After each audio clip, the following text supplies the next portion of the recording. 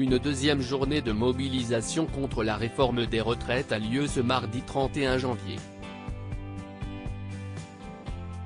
À l'appel des syndicats unis, près de 250 rassemblements sont prévus un peu partout en France. L'objectif étant de faire aussi bien que le million de manifestants qui avaient battu le pavé le 19 janvier dernier, tout en espérant un recul du gouvernement sur son projet qui prévoit notamment un départ à la retraite porté à 64 ans.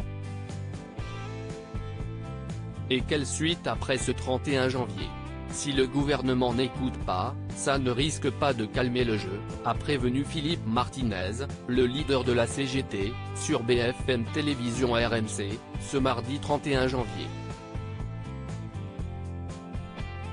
L'intersyndicale se réunira dès 18 h ce mardi 31 janvier, à l'issue de la journée de grève et de manifestation, pour évoquer la suite à donner à ce mouvement de contestation. Mais, entre le gouvernement et les syndicats, le terrain d'entente semble désormais compliqué à trouver. La menace d'une grève généralisée se fait donc de plus en plus entendre. Ça se discute en ce moment dans les assemblées générales. On ne peut pas décider tout seul des modalités d'action, a calmé le jeu Philippe Martinez face à Apolline de Malherbe.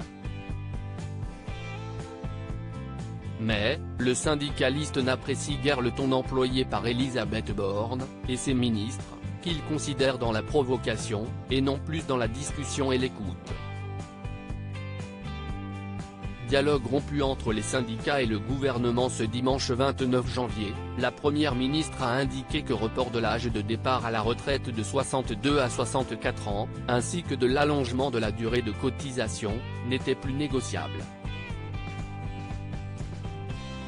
Des propos qui ont provoqué la colère des oppositions, alors que le projet gouvernement est arrivé à l'Assemblée nationale ce lundi 30 janvier, pour en être discuté voire amendé.